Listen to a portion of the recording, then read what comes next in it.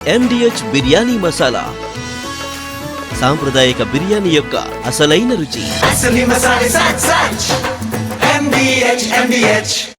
IPL season restart అవుతుండటంతో అభిమానులు ఆనందంగా ఉన్నారు. కానీ స్వదేశాలకు వెళ్లిపోయిన ఫారిన్ ప్లేయర్లు తిరిగి వస్తారా లేదా ఈ విషయం మాత్రం కలవరపెడుతోంది. ఈ నెల 17 నుంచి అంటే ఒక 3 రోజుల్లో మళ్లీ IPL మ్యాచ్లు రీస్టార్ట్ చేయాలని నిర్ణయించిన BCCI విదేశీ ఆటగాళ్లను తిరిగి రప్పించడం కోసం గట్టిగా ప్రయత్నిస్తోంది.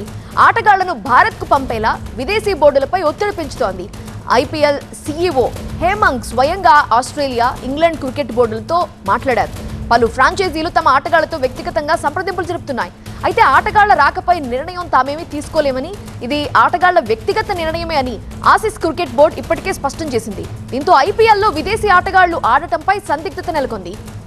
IPLని వారం రోజుల పాటు వాయిదా వేస్తున్నట్లు మే 9న ప్రకటించడంతో దాదాపు అందరూ విదేశీ ఆటగాళ్లు తమ స్వస్థలాలకు వెళ్లిపోయారు.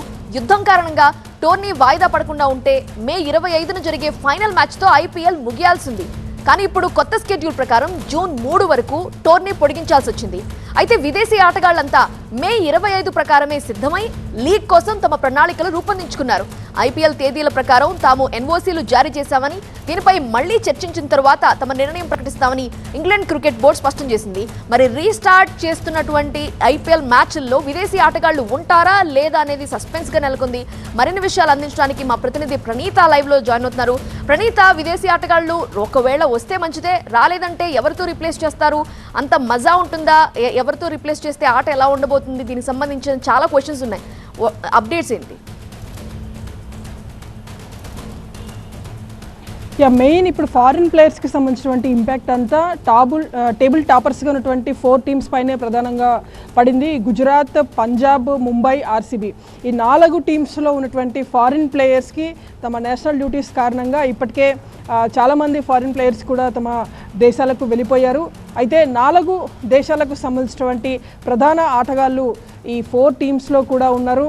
ఒకటి మే 29 నుండి ఇంగ్లాండ్, వెస్టిండీస్ మధ్య వన్డేస్తో పాటు T20 సిరీస్ ప్రారంభం కానుంది. దీంతో ఇంగ్లాండ్తో పాటు వెస్టిండీస్ ప్లేయర్లు ఉన్నటువంటి IPL ఫ్రాంచైజీస్ తిరిగి రమ్మని వారిని కోరుతున్నప్పటికీ వాళ్ళకు ఉన్నటువంటి నేషనల్ డ్యూటీస్ కారణంగా రిమైనింగ్ IPL మ్యాచెస్కి రాలేనటువంటి పరిస్థితి ఉంది. మరోవైపు వరల్డ్ టెస్ట్ ఛాంపియన్షిప్ జూన్ 11 నుండి 15 వరకు ఇంగ్లాండ్ వేదికగా ఈ వరల్డ్ టెస్ట్ ఛాంపియన్షిప్ జరుగుతుంది ఆస్ట్రేలియా, సౌత్ ఆఫ్రికా మధ్య.